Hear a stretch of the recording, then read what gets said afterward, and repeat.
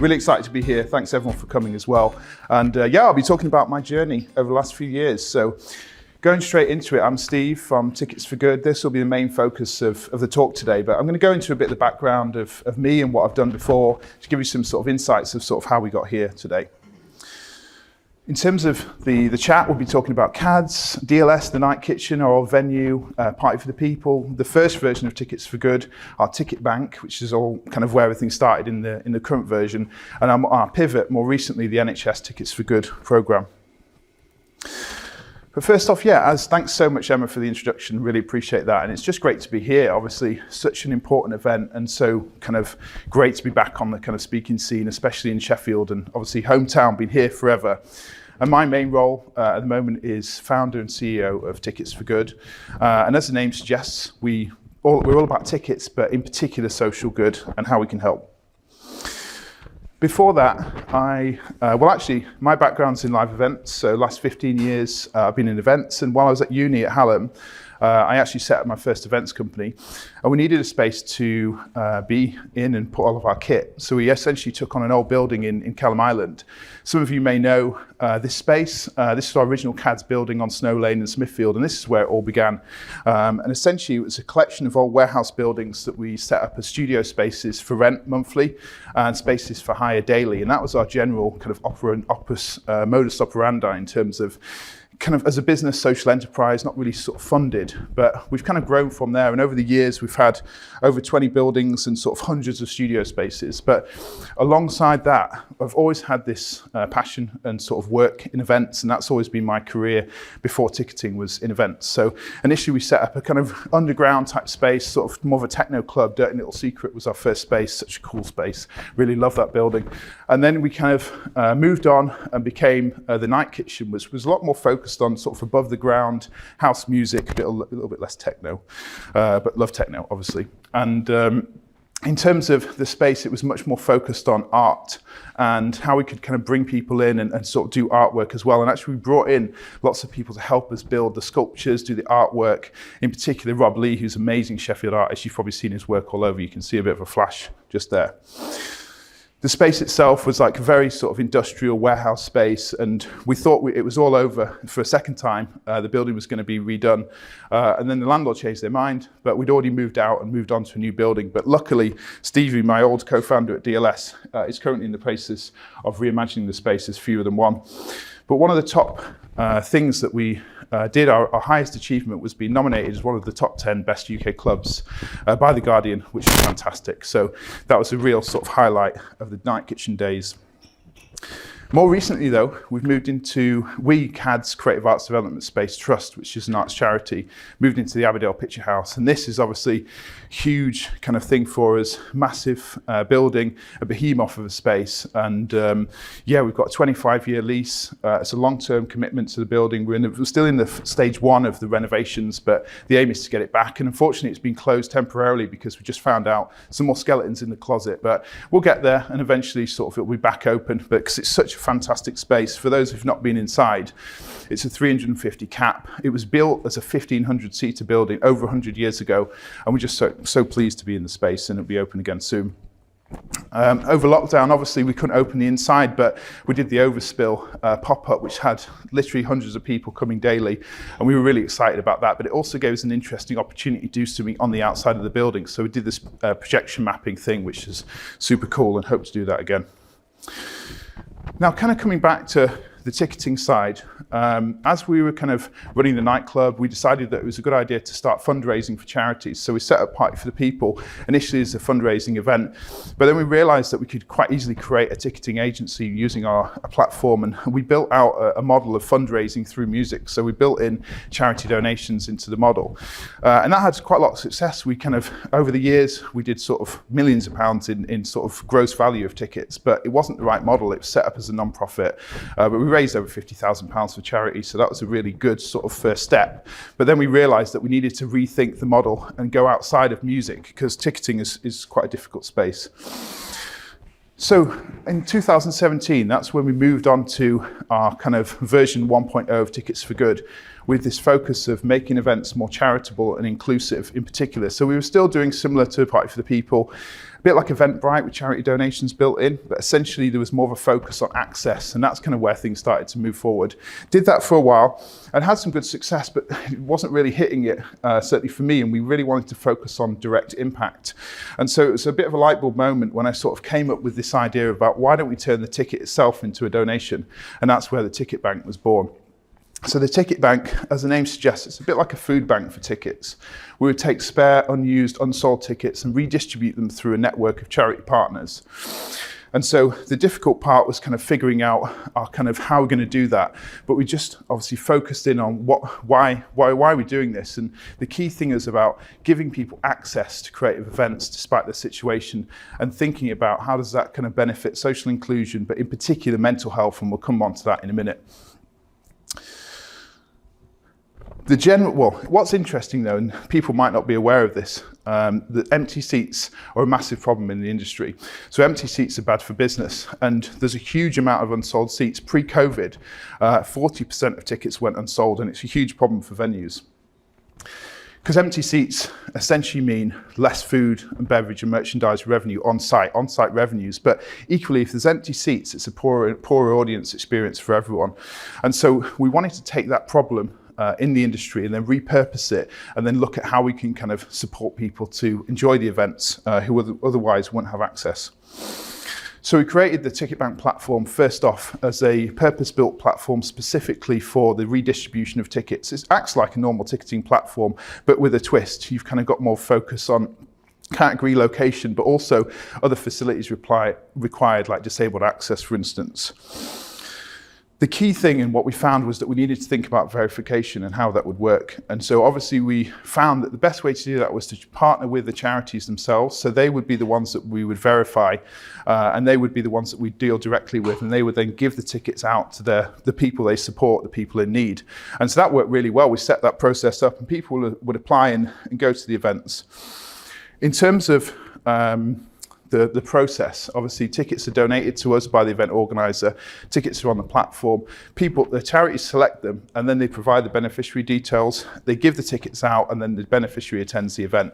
This was obviously worked really well with the Ticket Bank up to lockdown, which we'll come on to in a minute. But we had some fantastic partnerships across the industry. We got really good buy-in from some of the biggest promoters, but also really nice grassroots organizations as well, and some amazing charities all doing fantastic work across the board. And one of the difficulties was choosing charitable kind of focus, because you've kind of got obviously so many different charities, so we just wanted to kind of keep it as open as possible. One of the key things though, and you might be surprised about this, but there wasn't that much data on why going to events is good and good for your mental health. So we decided to start contributing to that process, and we linked up with an academic. And so initially we looked at sort of some of the reasons around social inclusion and did a literature review with an academic called Dr. Miriam Silver. She's a clinical psychologist, and we sort of brought in her to sort of help us focus in on how could we sort of clinically look at the benefit of going to events. And so the way we did that was through a questionnaire, essentially. So asking people at the baseline before they knew they had the tickets, and then up to the event, the anticipation score, and then after the event, to look at kind of how they benefited and what their feedback was. And the results were absolutely fantastic. We just got some great feedback, and obviously that was really, really helpful. But in particular, there was a theme that started coming up, which was about this kind of thing that people having something to look forward to, which we'll come on to in a sec, but it's a really powerful aspect. And in terms of, again, it's sort of really good feedback from people who talked about what it meant to them to have access to events, because a lot of people I always took going to events for granted. I could always get on the guest list as well as a club promoter, so one of the perks, but always went to events. But you never think about people who don't have the access. But in particular, again, it kept coming up with this. It gave me something to look forward to. And that was a really powerful thing. And so we looked at the depression, anxiety, and stress scores using clinical frameworks underneath the questions that we're asking. And actually, we found that there's significant drops when it came to, so essentially higher is worse, lower is better, and significant drops when it came to people's scores over time. And so that was just a real nice way to prove that going to events can make you happier and healthier in particular.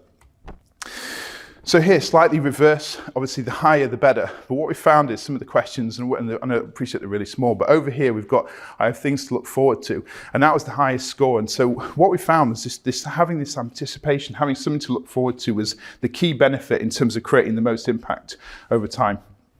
But equally, obviously, it's all down to the people who are able to attend. So that was the focus. It was about giving people the ability to access events where they wouldn't be able to otherwise. So I'm going to try and play the video about the Ticket Bank programme. So we set up the Ticket Bank to improve access to events, especially for those with financial, social or physical barriers to attending and accessing tickets. So think of the Ticket Bank like a digital food bank. We take unused spare tickets, we put them on our Ticket Bank platform, we make them available to charities and community groups who can reserve them on behalf of the people they support, and then we issue the tickets directly to them and they can attend the events for free. When we heard at Tramlines about Ticket Bank and what they were doing, it sounded like a really interesting, innovative project, and great to hear that it was coming out of Sheffield. And now that Ticket Bank has so many charities signed up to it, we could see that if we allocated tickets to Ticket Bank, there would be a wide number of people who might benefit from that allocation. We've got hundreds of charities signed up to the platform so far. One of the charities we've been supporting for a long time now is the Sheffield Royal Society of the Blind, and we're able to provide them with tickets so that they could offer them out to their beneficiaries to attend the event. When Keon found out that he'd won the draw and he'd got tickets to Tramlines, he was absolutely thrilled. Music's always been a major passion for Keon. He's always enjoyed music from a very young age. So Keon's diagnosed with an ultra-rare genetic condition called Alström syndrome. So there's only 75 cases of Alström in the UK. He's deaf-blind, so he's got no sight at all. He's got severe hearing loss, but he's got other health needs as well. These are pictures of Keon. It was his 18th birthday in April, so we had a party and then put this collage of pictures together to run through his life. This was the start of Keon's life. He was on life support twice as a baby, and he was told that he probably wouldn't survive. We've made sure that every day counts, and he's had lots of different opportunities and experiences in his life. Going to watch bands live is just great for me because I love music. I like to go to as many concerts and festivals as I can get to. At Tramlines, we think it's really important that everybody can enjoy the festival, no matter who you are, no matter what sort of access requirements you might need. Particularly as it's such a big event and so important for Sheffield, we think it really should cater for absolutely everybody. So one of the most important things for us is about the impact on the individuals, and we're seeing that there is a direct correlation between this increasing access to events and improving mental health and well-being. The arts and entertainment side of Sheffield is a big part of helping communities to be stronger, more diverse, more resilient, but equally to bring people together.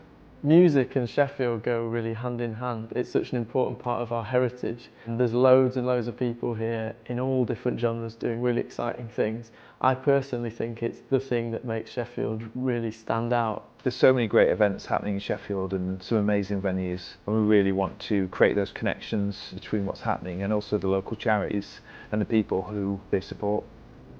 The aim of the Ticket Bank is about bringing people together and helping more people like Keon to attend and enjoy these events. And that's why we're continuing to grow the Ticket Bank, to help more people to attend more events and support more charities to help this whole programme grow on a much wider scale across the UK.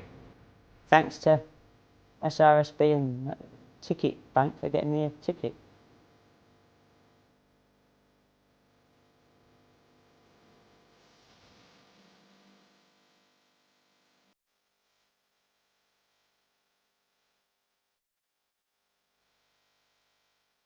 So yeah, focusing back on the why do we do all of this? Well, again, it's about improving access. It's about increasing social inclusion in particular, but also about supporting mental health and well-being through just going to events, because just by going to the events, it's helping people to feel happier and healthier. And we've managed to prove that through the clinical work that we've been doing. But obviously, lockdown came in, we were just getting ready to launch, and we'd worked with over 1,000 charity partners, hundreds of tickets through. But when obviously lockdown came in, all events were cancelled, so we had to rethink sort of the strategy. We were actually just going out for some fundraising at the time, so great time for that. But luckily, we were able to pivot online and create the virtual ticket bank, which was all about virtual events and virtual activities in the short term. But then we realized there was this kind of shift in kind of societal kind of focus into this, not away from, but as well as people in need to people doing good. And obviously the NHS was the sort of, was key to that in terms of, and especially with the promoter partners, the event partners, there was very much an openness to giving tickets to NHS workers. So we created a campaign that originally we called the Giving Back campaign to redistribute kind of online access to events and activities to NHS workers. And that's where our current model has come out. So in March last year, we launched in partnership with the NHS England, the NHS Tickets for Good programme. And essentially it works very similar to the Charity Ticket Bank, which event ticket partners allocate tickets to us. It's a free service for them. They give us free tickets, and it's about kind of driving higher attendance, creating new audiences, but also increasing on-site revenues in terms of getting people spending at the tills. And for the NHS workers, it's about access to those tickets, and it's a free ticket, it's free for them. They pay us a booking fee of £3.50 when that essentially services the platform, pays our staff. We've got a team of 10 now. But it's about getting tickets to those people doing good, and specifically improving well-being is core to what we do. And again, just focusing back on the problem, in terms of pre-COVID, 40% of tickets went unsold, but amazingly, post-COVID, 40% of people have not been turning up to events, and that's people who've bought tickets, are unable to attend for some reason. But obviously we know in COVID, disposable income across the board has fallen. Obviously I'm one of the lucky ones that's not been too affected, but in terms of inequality has risen over and over, and we're seeing that in the news, obviously, in terms of the cost of living. So what we do is the tickets are allocated to us as an ad hoc allocation or a percentage. We talk about making a percentage count. Venues like Village Underground, for instance, in London, give us 1% of all their tickets to every show, including sold out shows. Tickets are put on the platform, people can access them, and the pre-verified NHS staff who've signed up, and we've checked their kind of credentials and done some automation in the background, pay £3.50 per ticket. And we've got this partnership with NHS England, and it's apparently one of the 5th largest employers in the world, but there's 1.3 million staff in England, which is amazing. And obviously we're able to kind of reach them with this partnership, and we hope to get as many people on board as possible. Over time, we've been lucky enough to partner with some amazing partners, over 200 live entertainment partners. Originally it was mainly music and theatre, but this year we've launched into sports. In particular, some of the big ones, but some of the ones that we're most proud of. Wicked, for instance, West End show. You wouldn't believe how we sort of had a couple of hundred tickets in a ballot, thousands of people entered. So it's kind of, there's a real kind of need for the events, but also it shows that lots of people, London Lions, for instance, basketball, put the tickets up, 1,000 sales in 24 hours. And it really surprised us just how many people are ready to go back to events. And obviously it helps that the tickets are free. So the way it works for us is that we've created the platform for people to sign up. Anyone can see this on ticketsforgood.org. NHS workers can go, they sign up, they put in their details. We've got some automation in the background. They put all their details about who they are, where they work, their NHS email, things like that. And then they're invited to the platform. Once they have their login, anyone can see the listings. Some of them are private, some of them are public. It depends on the preference of the event partner. And then the access to tickets, and once they access to tickets, that's the easy part. There's a lot of work that goes on in the background to make sure that you can turn up to the event and you can get the ticket, because we're working with lots of different ticket providers. Our primary model is all about charging a booking fee. And we think about this as roughly the price of a cup of coffee, especially in London, obviously, where we do a lot of our work. But people sometimes ask us why the ticket's not completely free. Well, actually, it makes more sense to charge people a small amount because the drop-off rate is much lower. Because if it's a free ticket, you're much more likely to potentially sort of change your mind or not do something. But even with a small amount of payment, you've kind of made that commitment and there's a stake in the ground. And so a couple of our sort of extra graphs in terms of what we do. We've seen a huge increase in the number of events that have been listed over the last kind of couple of months, and just seeing kind of month-on-month growth from our side of things. In terms of the sort of the most interesting things, we've seen conversion rates really, really high in terms of the amounts of people that have taken the tickets. So it's just really great to see that the tickets come on and they're going out from there. In terms of the one thing that's been really interesting is the amount of people that have been engaging with the audience capture rate. We asked people if they would like to sign up to the marketing when they buy a ticket, and actually a lot of people said no initially, but over time people are starting to say yes. So we've actually moved from 88% up to 93% yes in terms of people opting into marketing for the venues, which obviously really helps out the venues in particular. One of our kind of headline case studies, I guess, is working with the Idols band. We were contacted by the manager, we worked with them, and actually they did a big campaign sort of online, and their Instagram post, for instance, got 20,000 likes in sort of a matter of days, loads of good press. We were featured in NME, and it was great to give out. I think we did about 500 tickets in about 24 hours for the Idols band, which was amazing. One of the things, though, we're passionate about is how do we help venues, because giving tickets to us for free is great for us, but for the venues it's less good. So over lockdown we came up with this idea about how could we create a ticket fund for tickets. And so we've been working with sponsors to actually be able to contribute towards the tickets. Usually it's in partnership with the venues. They'll give us 50% off and we'll pay the other 50%. So the tickets remain free, plus the booking fee. And so far we've raised, with a partnership with We Got Tickets, we've already raised £15,000 for the fund, and another partnership we're just announcing in Cambridge with their bid for 5k, and that just literally goes straight into the pockets of the venues. But it also means that we can put on what we call NHS full house events, and so we've done one in London where it's a sort of 200 cap comedy show that we paid for the venue costs, and they were able to get the performers in for a significantly discounted rate, which was amazing through their contacts. We did have one at the Sheffield Lead Mill, booked in for Christmas, had to cancel, postpone, because obviously everything that's happening, but it's coming up in March, so really excited about that because it means another 500 people can attend. And just finally, just wanted to share some stats with you from the last year. We launched in March. Since March, we've had over 50,000 NHS workers signed up to the programme. We've given out over 25,000 free tickets so far. And we tracked the savings, and we've worked out we've created over £750,000 of savings for the NHS workers against the face value. So super proud of that. That's me. Thanks so much for listening, guys.